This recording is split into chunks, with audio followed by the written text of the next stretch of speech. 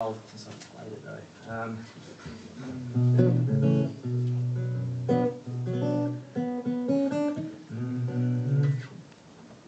So this is they're commissioning. Well, to start the story, they found all these Tasmanian convict records that they didn't know existed.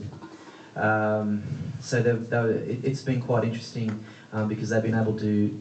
These are medical records of convicts that were shipped from London to Tasmania specifically, and so in that it's kind of like a really amazing sociological experiment that they didn't know existed. So you can tell the health of a large number of people transplanted across the world before and after, and in a lot of cases with the convicts their health improved from the sunshine and clean air and open space, because at the time London was full of pollution. So they've asked all these different songwriters to choose a convict and write a song about the convict, and then they're going to make these kind of Facebook pages for convicts, so you can go on and you read all about their life, and then a song will start playing. So I think I got a dud convict. There wasn't much information. There wasn't much information on this guy. His name was John Heritage, and all it said was, it gave the date that he was transported and that he stole a book here in London. That's all. So I've built this story. It's called The Book Thief. And I guess I wondered why you would steal a book if you were starving. Was it a cookbook? I don't know. I just got to try it. It's got a lot of words. I'll try and remember it.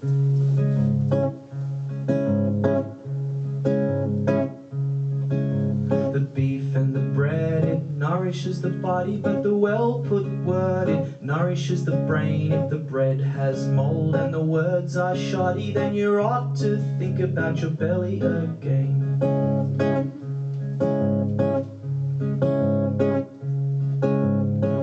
Young Heritage had nothing in his belly, nor a well-put word to occupy his brain. Not the lines of Blake, nor the rhymes of Shelley could help him from thinking about his belly again.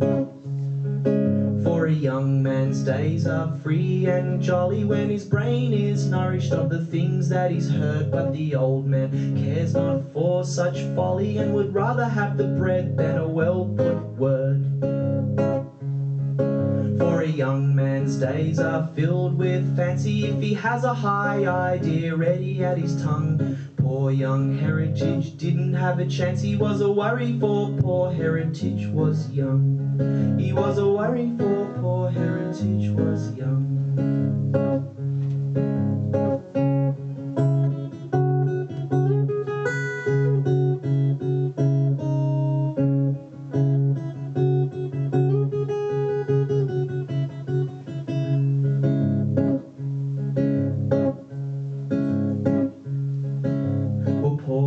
Heritage had nothing in his pocket and a hunger in his brain as he went on his way, when from his eye he spied a book. It sat out in the open on a table it did lay.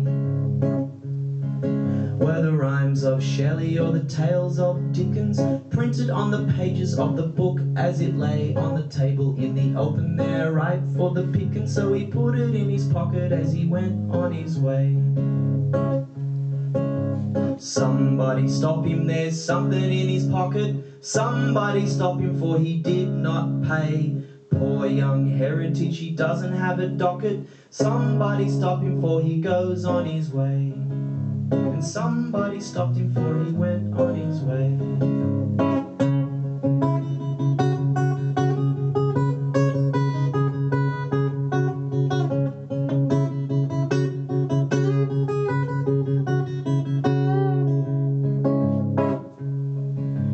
Judge, he frowned and leaned on his gavel for the crime of the book when you did not pay. Poor young Heritage, I sentence you to travel in a boat down to hell where you shall stay.